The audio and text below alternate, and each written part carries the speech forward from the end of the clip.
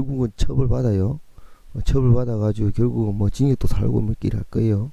근데 그 위에 죽어도 아니다라고 잡아떼는 조들은 결국 들어가더라도 나중에 대충 유야무야 아니면 정리돼가지고 그냥 나오게 된다.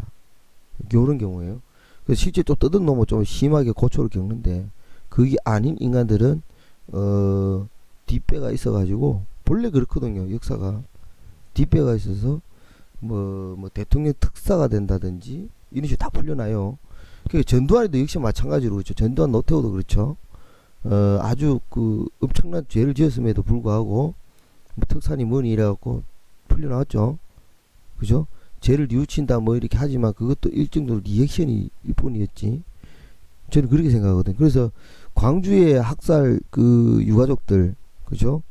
5.18 동지의 뭐 유가족계 부상자회 이런 쪽에서는 그 전두환의 살인마 이들을 반드시 내 손으로 죽이겠다 하는 이 원수를 갖겠다는 분들이 사실 많이 있어요. 실제로 지금도 그래. 지금도 그렇거든요. 그 전두환의 목숨을 노려야 된다라는 사람들 실제로 제가 몇 분 만나본 적이 있어요. 내가 죽기 전에 꼭 내 손으로 죽이겠다 뭐 이런 분들이 좀 계셔요. 실제로 내가 그래서 몇 번 만났어요. 그래서 그런 것들이 바로 이제 역사적 그런 건데, 그러고 백담사 갔다 오고 뭐 이러고 저러고 하고 난 이후에도 우리가 느낄 때 느낌적으로 뿐만 아니라 전두환이가 가지고 있는 역량들, 그 군부 세력들에 대한 어떤 그 군부 세력들, 즉 전두환이가 노태우가 촉대를 맺지만 그 뒤에 숨어있던 하나회라든지 그들이 완전히 싸그리 다 발본세곤되고 없어졌느냐? 아니거든요. 그들 다 살아남아 있었거든요. 그 대다수가 살아남았어요. 그들이 지금 뭐 사자방 방산비리 뭐 어떠고 연결되는 이런 부분에 또 다 연루 아닌 연루가 한 달이 거쳐 연루 다 돼 있고, 실제로 그 박정희 이후로 내려오는 그 친일파 세력들, 군부 독재 세력들이 계속 연결되는 그 라인들, 그것들이 다 살아있다 이 말이죠. 살아있는데 그 결정적인 그 꼭지점에 누가 있냐면 김기춘이가 있더라. 그러니까 그 친일파와 군부 독재의 연결점, 그 군부 독재의 실질적인 권력 형성 과정에 김기춘이 꼭꼭 들어가 있었다. 초원복집 사건부터. 그게 뭐냐면 초원복집 사건이 특히나 가장 중요한 게 황교안 라인, 요런 것들이 만들어지게 된 근본적인 배경들이 아마 황교안이가 이 라인 요런 것들, 우병우 라인 요런 것들이 만들어지게 된 게 아마 김기춘이 초원복집 사건 그 이후로 사법부에 대한 어떤 라인화. 그 전에도 사실은 박정희한테 박정희 기세에 눌러가지고 법적인 어떤 사법적인 측면에서 가지고 기업들을 많이 수탈해 먹었잖아요. 해쳐 먹었잖아요. 박정희가 기업들을 뺏어 먹고. 그런 것들을 볼 때 하여튼 김기춘이가 갖고 있는 뭔가가 있어. 무조건 있어. 분명히 있어. 김기춘이가 핵심인 것 같아. 내가 볼 때는. 그리고 이제 세월호 끝나고 나서 바로 이렇게 내려오잖아요. 그죠? 그 보통 진짜 총리 같으면 그 꿋꿋하게 있다가 개박살이 나갖고 내려와야 되는데, 김기춘이는 별 그거 없이 내려왔잖아. 그리고 그 다음에 올라간 아들이 좀 개뻘짓 하다가 둘이나 날라갔죠. 그 다음에 그렇게 갖고 일정 정도 둘이를 바꿈으로 인해 가지고 시간적 타이밍을 가지고 시간적 인터벌을 가지고 그들이 하여튼 개차반이 난 동안에 국민적 어떤 분노들은 조금씩 누그러뜨려지고 포기하게 되고, 그러고 난 이후에 황교안이를 다시 탁 올려가지고 다시 탁 잡아가는 그 요 리듬들, 이런 것들이 패턴 같이 보여요. 패턴. 하나의 패턴으로 보여요.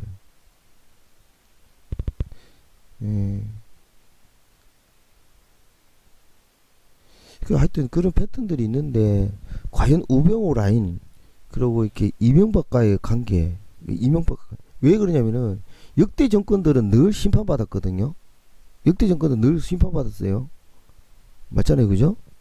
근데 심판 안 받은 거는 이명박밖에 없잖아. 맞죠? 이명박밖에 없어. 심판 안 받은 이명박밖에 없다. 자, 그걸 다시 말하면은 박근혜 정권은 이명박이가 세웠다라고 충분히 의심할 수 있다. 그죠? 충분히 의심할 수 있잖아요.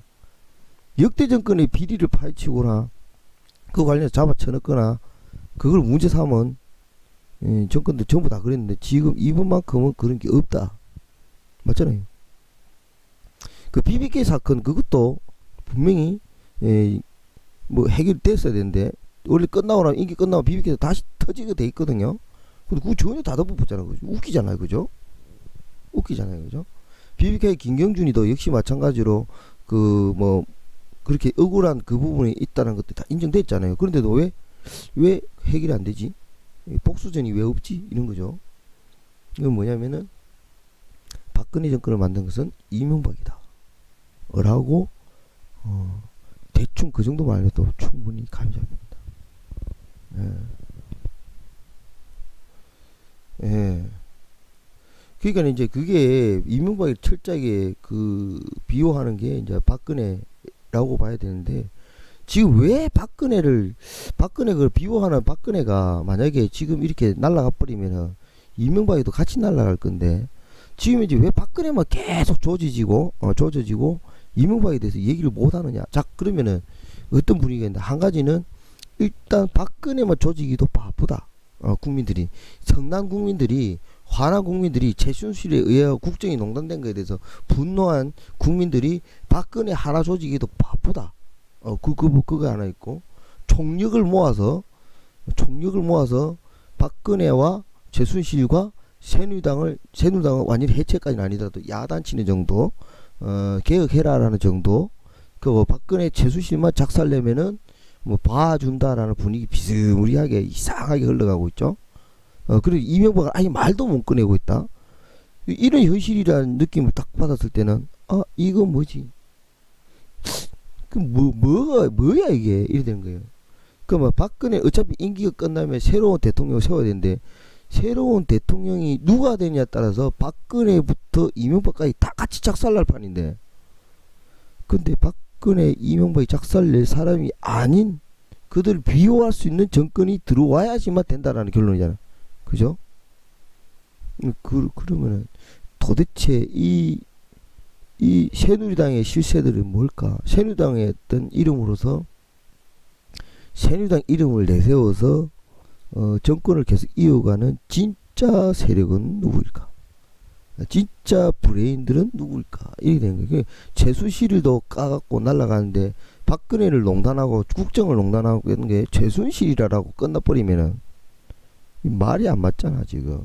그들도 역시 마찬가지로 손발일 뿐이다. 박근혜도 허수아비 바지저고리. 그 바지저고리 옆에 붙어가지고 눈에 나게 해쳐먹었다. 아니면 모르게 해쳐먹었지만 임기 말년에 누군가가 꼬리 자르기 좀 독박을 써야 된다. 그러면서 레임덕을 가지면서 박근혜를 날리는데 제대로 왕창 내려버리면 안 되고 진짜로 죽여버리면 안 된다. 그러니까 죽이는 척, 즉 전두환이나 노태우처럼 죽이는 척 하고는 살려두고 그리고 국민적인 어떤 이 분노를 풀어내고 그 다음에 또 다른 허수아비 세워서 집권을 연속해라. 이런 시나리오다. 요렇게밖에 안 된다. 그러면 차기에 올라올 대통령 후보 중에 누가 있을까? 1년도 안 남았는데 지금 벌써 문재인, 이재명 또 누구예요? 안희정 또 누구예요? 박원순은 뭐 대통령 출마 안 한다 했나? 하여튼 그게 보이는데 그러면 반기문 이래 된대. 반기문은요 자꾸 반기문 하는데 이거를 두 가지거든. 언론이 총동원해가지고 반기문에 대해서 총동원해가지고 언론이 왜 저쪽인데 어차피 언론 다 저쪽에 대한미디어 빼고는 대한언론 빼고는 다 이쪽이에요. 저쪽이에요. 그래서 그들이 모든 기레기들을 동원해서 그 반기문을 띄우기를 하면은 일정 정도 표는 나온다. 단 이게 공정한 게임일 때는 말이 되는데 분명 공정하지 않을 것이다. 최악의 경우 다시금 썼던 버스를 동원해서 2013 18수처럼 부정선거 그리고 데이터 조작에 의한 부정선거 형태로 반기문을 대통령 만들 수도 있다 라는 게 최악의 시나리오고 그 다음은 좀 그럴싸한 건데 좀 고난인데 누구야 저 문재인 지금 이 야당 내에서 후보군들 야당 내 후보군들 중에서 누군가가 요 정도면은 그들과 합의할 수 있다. 라는 이렇게 딜을 할 수 있는 야당 후보가 대통령이 되든가, 예? 딜을 할 수 있는 야당 후보, 그들과 딜을 할 수 있는 야당 후보가 대통령이 되든가. 그 다음 주에요. 그 다음 주라 이 말이죠. 요 두 가지 이 정도까지 시나리오가 되는데 맨 마지막에 어떤 그런 거는 뭐냐면은 그들이 통제권을 벗어나는 대통령이 나온다. 야당 세력의 대통령이 나올 수 있다. 요렇게 세 가지 정도가 이렇게 보이는데 맨 마지막에 제가 제일 바라는 거는 뭐냐면은 대한민국의 민주주의를 위한 시민혁명. 청문회 끝났어요. 소뿌리님. 그래서 시민혁명이란 무엇인가? 예?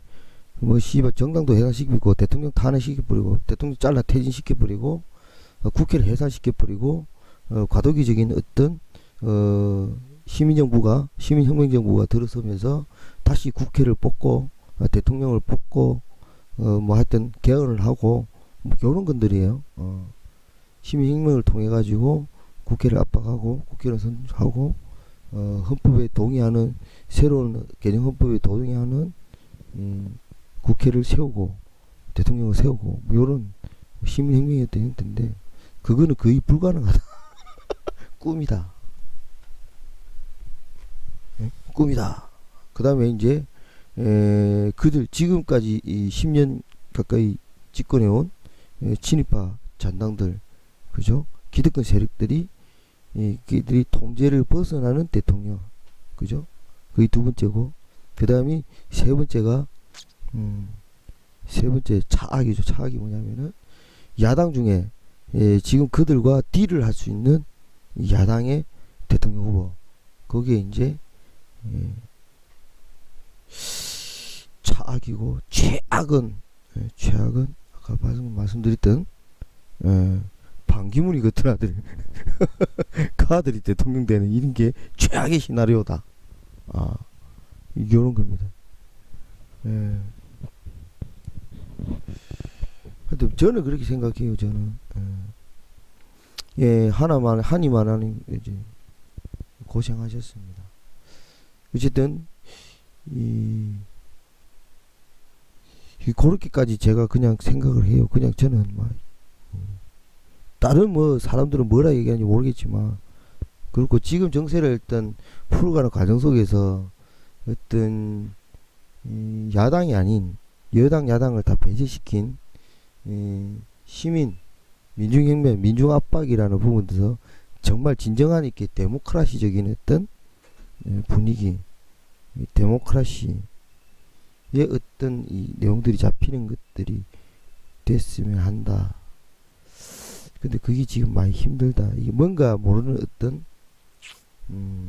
경찰들 움직임도 그렇고 집회 시위를 탄압 안 하는 여지껏 쭉 해오던 10년 가까이 해오던 그 경찰들의 짭새들의 어떤 탄압 수위가 낮다는 그 부분. 그래서 우리 국민들은 대부분이 평화 시위가 승리해가고 있다. 대한민국의 평화 시위라는 부분이 역사를 새로 쓰고 있다. 민주주의 새로운 역사를 전 세계적으로 보여주고 있다라는 아주 긍정적인 마인드에 참으로 확 끼어드는 게 BJ 대모당입니다. 왜냐? 저는 10년, 20년 가까이 현장에서 맨날 대가리 터져 싸워보니까 지금 이제 이런 박근혜 정권에서 도대체가 이렇게 할 수가 없는데 걔들이 민주적이야? 이 짭새들의 특성이 이 수십 년간 헤쳐먹어왔던 짭새들의 특성이 도저히 그렇게 될 수가 없는데, 근본적으로 개가천선하지 않는 한 그렇게 될 수가 없는데 이거 뭐지? 이래 된 거예요. 그들의 본성 태생 자체가 그렇게 될 수가 없거든요. 왜냐면 걔들은 짭새들은 개새들 짭새들 씹새들은 근본적 마인드 자체가 태생 자체가 전혀 민주주의와 다른 애들이에요. 민주주의 사고 개념이 없는 인간들이야. 그들이 하고 있는 일들인데 지금 하는 거 보면 민주주의 어떤 냄새를 확 풍기는 게 오버해가지고 이게 무엇이 이상하다. 그 제가 너무 이렇게 뭐 비관적이다. 비관적인 건 아니에요. 저는 현실을 인식하자주의예요. 인식하자주의예요. 그런데 인식은 인식이고 싸워 나가는 부분 즐겁게 싸워요. 저도. 우리 둥그리 교수님 봐요. 온갖 패러디 다 하면서 웃으며 싸우잖아요. 그죠? 자기는 깜빵 생활도 8개월씩 해가면서 온데 벌금 내가면서 재판을 수십 개까지 아니구나. 재판을 몇 개씩이나 받아가면서 우리 싸우잖아요. 웃고 즐기면서. 저도 역시 그래요. 마음 편하게 속 편하게 그러잖아요. 뭐 간도 크게 징역 못 가서 안 달란 놈들이 제 주변에 여기서 많아요. 안 달란 놈이라 하면 좀 그렇겠다. 그렇기 때문에 뭐 싸우고 뭐 징역 가고 잡혀가고 뚜리 맞고 쳐맞고 이런 거는 뭐 옛날에도 그걸 다 해봤기 때문에 짜다 겁나고 이런 거 전혀 없고 차라리 속 편해요. 뭐 징역살이 그런 거 안 해본 것도 아니고 안 해본 것도 아니기 때문에 짜다시 그런 거에 대해서 겁내고 이런 거 전혀 없거든요. 그런데도 불구하고 이렇게 비관적인 부분들 아니면 조심스럽게 보는 부분들이 있다. 그리고 과거 이 방송 이게 오랫동안 같이 보신 분들은 알다시피 제가 몇 번씩 이야기하잖아요. 그죠? 저는 20대 총선 때 20대 총선을 기점으로 해가지고 87년 체제 무너졌다라고 제가 방송하면서 선거 방송하면서 개표 방송하고 하면서 선언을 했죠. 왜냐면은 야당이 이겼다라고 막 나올 때부터 아 좋됐다 씨발 와 우리 작살났구나. 87년 체제는 완전히 개박살났다. 좋됐다. 저 이렇게 표현했거든요. 근데 이제 여러분들은 중에 대다수는 그렇게 생각 안 하시는 분들 많죠. 특히 저쪽에 시사 쪽 보는 분들은 수천 명이 보는 분들은 아 우리가 해냈다 이겼다 뭐 이렇게 이야기하죠. 저는 전혀 그렇게 생각한다. 대한민국의 87년 체제 민주주의는 무너졌다. 좋됐다. 이걸 복구하려고 그러면 어떤 희생이 될까 어떤 피해 대가를 치러야 될까. 이야 참 이렇게 생각한다 이거죠. 근데 그것들이 역시 2년 전에 얘기했던 부분들이 이제 점점 맞아지고 있고 원래 그 지방선거 6.4 지방선거 그 지지자학년 그러니까 즉 3년 전에 있었던 6.4 지방선거 그때 이미 세월호 학살 이후에 벌어진 지방선거 자체였던 와 골 때리는 분위기. 그때부터 뭔가 이상하다. 그렇게 수많은 아이들이 죽었는데도 이 나라가 안 뒤집어지네. 이건 뭔 일이지? 그때부터 긴장 바짝 해서 정세를 받던 입장이기 때문에 지금 이 돌아가는 청문회 분위기 딱 돌아가는 거 보면은 국회의원들 질문하는 것도 아니 장난 반. 옛날에 50 청문회 여야가 없었거든요. 50 청문회 여야가 없이 정의라는 부분에 있어가지고 아주 적나라하게 신랄하게 명패를 집어 던질 정도 죽기 살기로 싸웠거든요. 근데 지금은 보면요 청문회 또 청문회 같지도 않은 청문회를 지금 그 안에서 그 연출하고 누가 뒤에서 레디 액션 큐 커트 뭐 이런 분위기야 지금. 그죠? 저같이 이제 옛날에 노무현 대통령 승질 나가지고 막 가음 지르고 막 명패 집 던지고 막 하는 그걸 봐왔던 내 입장에서는 50 청문회를 봤던 내 입장에서는 지금 이 청문회 하는 이런 거는 정말 이게 또 뭐 방청객들 짜고 하는 무슨 코미디 프로 비슷하게 이래 보여요. 왜 그러냐. 물론 박영선이나 또는 뭐 야당 의원들은 질문을 좀 잘한다라고 보기 느끼시죠 여러분들.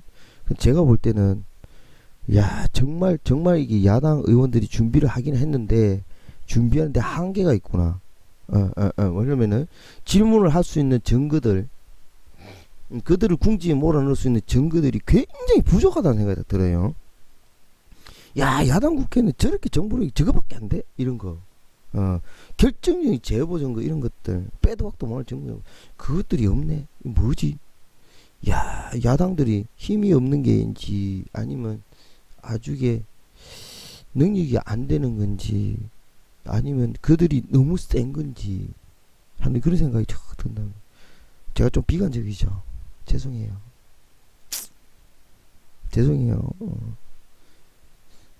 어쨌든 그건 왜 그러냐면 오늘따라 더 비관적인 건 아까 잠시 정회 때 그 이야기 했죠. 대구의 은비 사건 그걸 제가 지금 오늘 공판장에 갔다가 완전 시득 돌아가지고 멘붕이 돼보는 바람에 법정에서 사고 크게 칠 뻔했다. 그거예요. 그 나라가 얼마나 썩었으면 입양한 양부모가 애를 그렇게 정말 악마를 봤다. 제가 악마를, 살아있는 악마를 본 것 같다.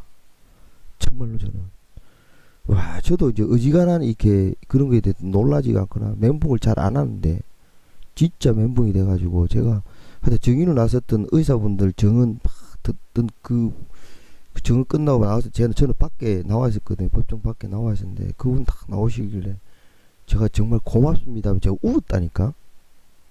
서로에 맞춰 말이 못 나오고 막 사지가 벌벌 떨리면서 제가 울면서 내가 그 의사분한테 고맙습니다, 고맙습니다, 몇 번을 고맙다라고 했다니까.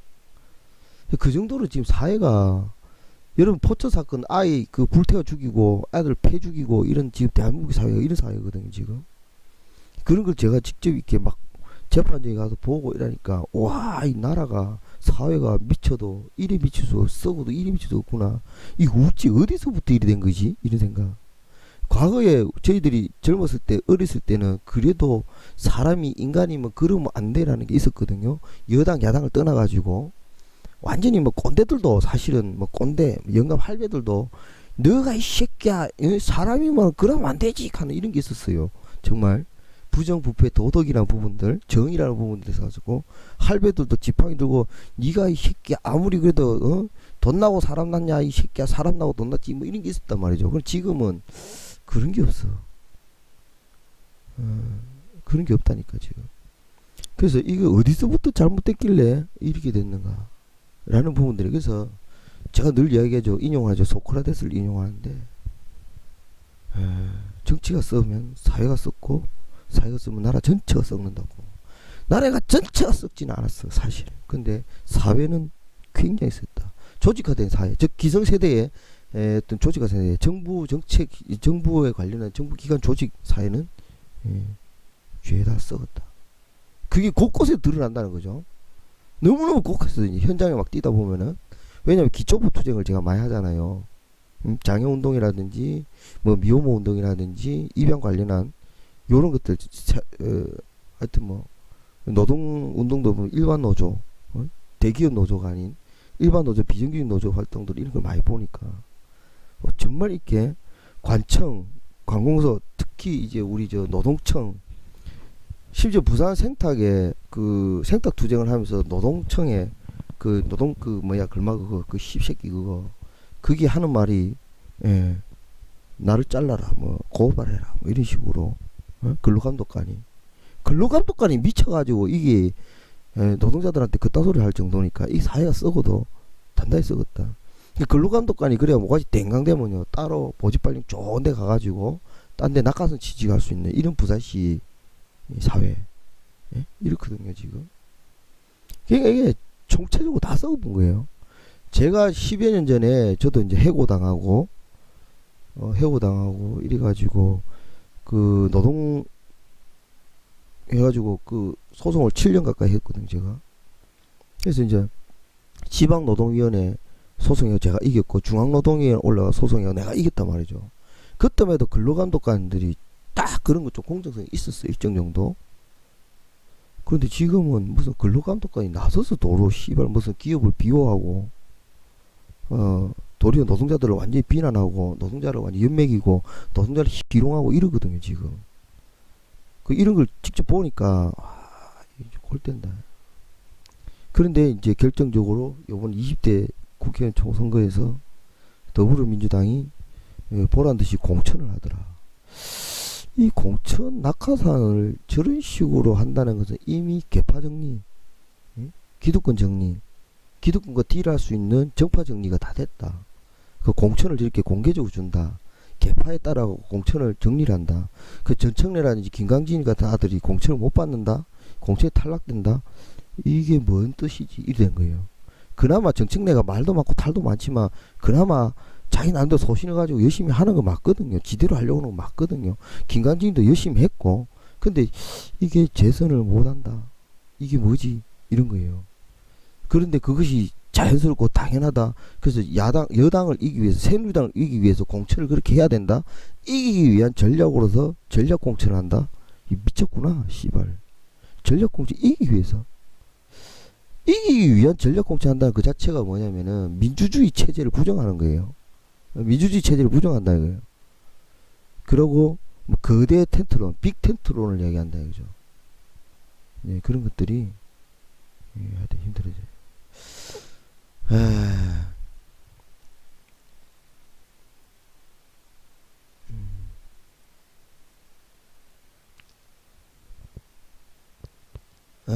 어쨌든 뭐 그래서 이제 방송이 좀 설명도 길어지는 소우님 이야기를 듣다 보니까 아 나도 방송이 좀 길어졌네. 빨리 정리해야 되겠다 생각 듭니다. 어쨌든 대충 막 요까지 해서 오늘 청문회 여러분 보시는 것들에 대해서 어떤지는 잘 모르겠지만 제가 느끼는 거는 이번 청문회를 보면서 야 이거 진짜 현장 투쟁을 존나게 더 빡시게 됐다 진짜로 씨발. 목숨 걸고 싸우는 그런 형태로 가지 않으면 정말 안 되겠구나. 저것들이 진짜로 뜨거운 맛을 봐야 되겠구나. 뭐 이런 거. 그 시민들이 이제 100만 명, 200만 명 나와서 촛불을 들은데도 저것들이 눈 하나 깜짝 안 하네. 존나 웃기네. 저거 진짜로 미쳐가지고 폭주해가지고 시민 폭동이 되길 바라나 저거 진짜로. 아니나 저것들이 그까지 통제하려고 드나. 통제할 수 있다고 자신만만하네. 이런 생각이 들어요. 근데 저도 이제 집회 시위를 어릴 때 많이 해본 입장에서 군중들은요, 군중 심리라는 것도 굉장히 중요한데 군중 심리에 통제될 수 있다라고 생각하는데 어느 순간 뭔가 하나에 단순한 거 하나에 탁 터지면요, 이 감당이 불감당인 게 바로 군중에 대한 어떤 심리거든요. 야, 아무튼 요번에 내일 토요일 날, 그죠? 모레 토요일 날 여러분들 국회 포위, 그죠? 국회 해산. 저는 진즉에 해체 새누리당 탄핵 타도 박근혜 해체 새누리당 요렇게까지 진즉에 외쳤거든요. 근데 3차 담화문 발표 이후에 저는 어떻게 말했냐면은 아 저것들이 미쳤구나. 이건 국회 해산이다. 국회 해산, 박근혜 타도. 그래 돼야지만 답이 나온다. 저는 그렇게 이야기를 했거든요. 그래서 여러분들 보통 국민들이나 보통 시민들이 이야기하는 거 조금 좀 강도가 조금 셉니다. 왜?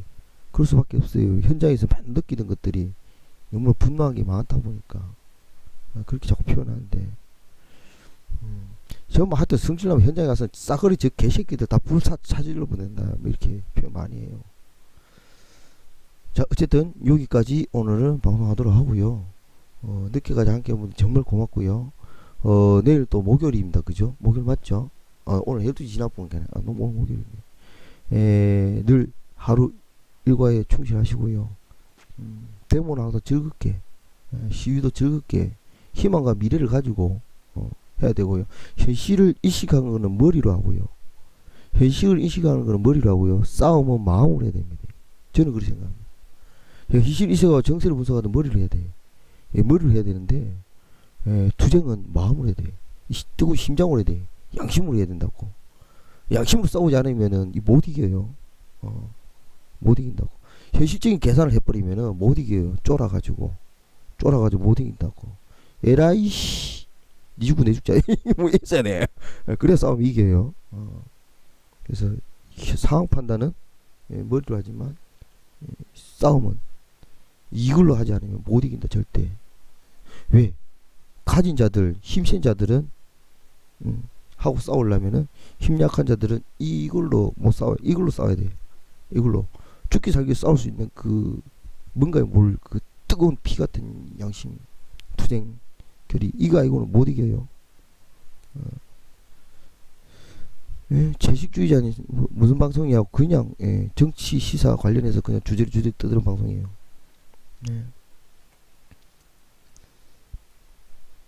자, 요것으로 오늘 마치도록 하겠습니다. 감사합니다. 편안한 밤 되십시오.